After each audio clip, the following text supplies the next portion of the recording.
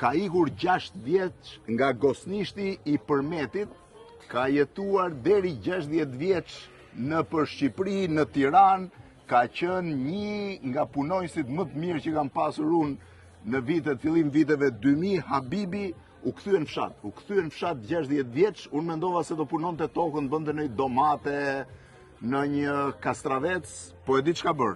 Vodka dhe gjin për t'i çuar jashtë. Habib, sa shtëpi ka fshati? 5 shtëpi. 5 shtëpi? Po, 5 shtëpi. Gjithë jetën 5 shtëpi kemi qenë. 5 shtëpi? Po. Po ka emër të madh, Gosnisht. Po emrin e ka me 5 shtëpi sot e ket. Ka bërë histori. 6 vjeç ke ikur nga fshati? 6 vjeç. Kam qenë në disa qytete të Shqipërisë. Ku ke jetuar?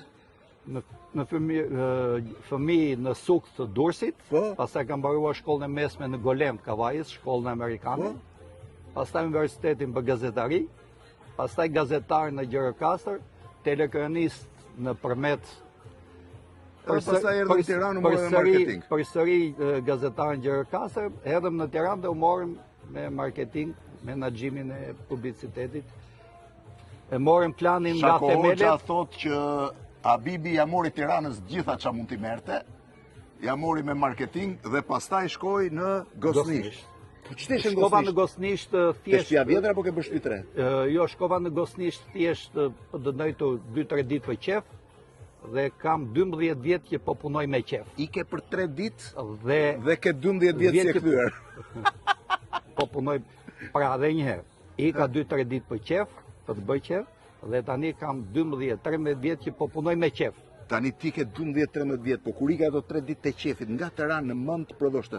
Shihoni më çfarë vodke prodhon, është harta e Shqipërisë, edhe i shkruar nga brenda, shishja prodhohet në Polonim, tha. Po atje ku bëhet edhe shishja e gjin drini, drin. Tani është mirë kjo se gjini tamam apo? Po provove gjin më të mirë në Shqipëri, mos e pimë. Në Shqipëri? Po. Po me gjinet ndërkombëtare, se ti je për treg ndërkombëtar. Po, kur them në Shqipëri, do më thënë dhe me gjinet që futen. Edhe me gjinet e huaja që futen? Po. Ti thua që ky është dhe më i mirë se gjinet e huaja? Po, është më mirë, e di pse është më mirë. Po pse ti jetë më i mirë gjini Gosnishtit, edhe jo gjini që vjen nga Anglia, për shembull? Po se ne bëjmë me dashuri. Po pse më anglezët pa dashuri e bëjnë? Jam biznesmen të mëdhenjat. Ne bëjmë me dashuri thash, përdorim gjithë lëndën e parë të zonës, bimët aromatike që kemi, dhe baza aty është dëllinja. Po dëllin ka qenë, ka qenë ajo rakia Juniperus që pije në kohë komunizmit. Dhe mbi të gjitha, jo se mbure mund se unë s'di të bëj as gjin, as vodkë, po gjithë merita i takon teknologut, profesorit që kemi ne. Nga erdi në mend njerëz prodhojë gjin dhe si nise, gjin edhe vodka. Sa prodhon, vetëm gjin dhe vodka apo dhe tjera? Jo, gjini dhe vodka është garnitura e fundit që kemi prodhuar. Synimi ynë ka qenë të prodhojmë rakin artizanale shqiptare dhe konjak. Konjak? Konjak në Shqipëri? Po, konjak që do po prodhohet në Gosnisht, ta them me bindje që do jetë nga konjakët që do konkurrojë konjakët më të mirë të Francës. Konjak se quan dot njerëz, jo, konjak nuk e quan, ne kam të tregoj një histori të vogël. Teknologu që kemi ne është profesor, ka një jetë që punon në Serbi, ka prodhuar në Kralin me shlivën, dhe ne i vum emrin konjakut tonë Mark, si emrin e vetë. Dhe unë i thash punove një jetë në Serbi, edhe nuk të vlerësua. Sa herë dhe në Gosnisht, ne të vlerësuam dhe i vëmë. Me çaj bën ti këtë gjinin drin edhe vodkën Aus në Gosnisht me 5 shtëpia? S'ka rëndësi fare. Po si s'ka rëndësi? Jo, s'ka rëndësi fare. Mjafton të kesh pasion, të kesh njerëz bashkëpunëtor besnik, të mençur. Po. Dhe të dish se ku do të arish. Si lindi ideja për gjinin? Kush ishte e para ideja, gjini apo rakia? Rakia. Rakia. Rakia dhe konjak. Dhe raki përmeti. Raki përmeti, shiko, Fevzi, të gjithë thonë që të bëjmë raki, po unë them që asnjë nuk di të bëjë raki. Asnjë nuk di. Pse? Po.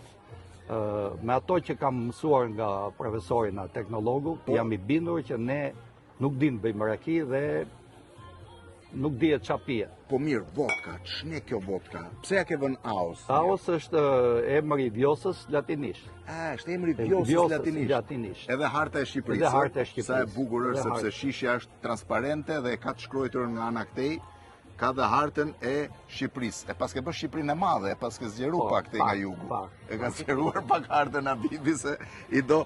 Kurse gjinit e ke vënë Drim, po pse Drim kur bëhet në Vjos? Po sepse kishim Vjosën, Vjosën e mori vodka, kështu që ja, kështu që ti s'mund të bëj edhe Vjosën, të dyja edhe vodkë edhe gjin.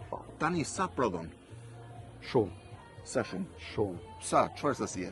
Ne synojmë që do kapim gjithë tregun shqiptar për gjinin dhe vodkën, dhe synimi kryesor kemi hedhur hapat e para për eksport. Ku? Në Spanjë. Në Spanjë? Në Spanjë kemi dërguar ofertat tona, po bëjnë analizat dhe vetëm kemi frika do ta përballojmë dot kërkesat e tyre. Po sa prodhon ti? Shumë. Sa? Shumë. Sa si të madh? Po mirë, ke ngritur fabrika atje? Distilleria që kemi ne dhe të ftoj të vish ta shikosh. Po do vi patjetër. Është një nga distilleritë më të mira në Ballkan. Distilleria më të mira në Ballkan. Specialistët që kanë ardhur kur futën brenda thonë kjo nuk është distilleri, kjo është farmaci.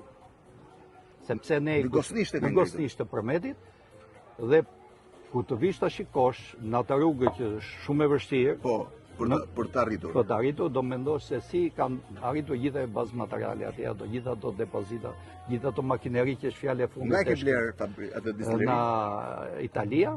Po. Italianët janë mjeshtër. Italianët janë mjeshtër.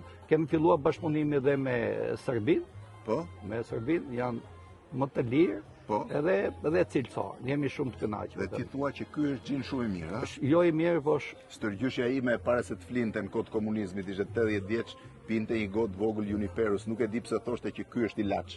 Pse thoshin është ilaç për rakinë e dëllinjës? Sepse dëllinja shqiptare ka sipas profesorit, se tani s'do bëhemi mjeshtra për gjithçka. Sipas profesorit, dëllinja shqiptare është dëllinja e zezë, është? E zezë dhe e kuqe. E zezë dhe e kuqe, të dyja? Të dyja, dhe me halën e bredhit të Hotovës. Dhe halën e bredhit të Hotovës. Kur them që ky marketing ka qenë një shive si dhe hala e bredhit të Hotovës. Sepse Gosnishti është në parkun kombëtar të Hotovës. Është brenda parkut të bredhit të Hotovës. Po. Është fantastike, në fakt do t'i provojmë, brava i ka sjell te Tiki në Palas për dhurat për Shako Hoxhën, po edhe për koncertin e Orhan Mahmutit. Mahmuti që do zhvillohet ditën e shtunë. Që do jenë të gjitha vetëm këto? Këto produkte janë sponsor në këtë koncert. Dhe do shërben vetëm këto? Dhe do shërben vetëm këto në pijet alkolike. Habib, po si le Tiranën dhe shkove me 5 shpinë fshat? Jam shumë i kënaqur. Je i kënaqur? Unë kur vi në Tiranë mund të ri e shumta një natë. E shumta një natë dhe këmbët më drejtojnë prapë në Gosnisht. Prapë në Gosnisht? Sepse kam punën. Ke punën? Kam punën. Shihë çfarë historie, iku 6 vjeç nga fshati, u kthye 60 vjeç, shkoi 3 ditë për pushime, tani ka 12 vjet që qëndron atje dhe po prodhon gjin dhe vodka. Habibi, historie e pabesueshme në fakt. Po, gjysma e punës është merit ajo. Ne kemi arritur që e prodhuam me një cilësi që jemi të kënaqur dhe kemi gjetur distributor shumë të mirë, me njerëz profesional dhe Alcora, që është një kompani nga më të mirat në Tiranë, dhe kemi besim se ata do shesin në mënyrë shumë të mirë produktin tonë. Ani Habibi rrin Gosnisht dhe prodhon shitësit do ta zgjidhin. Habib, faleminderit. Faleminderit ju që Gjin edhe vodka shqiptare, vodka se kisha menduar ndonjëherë.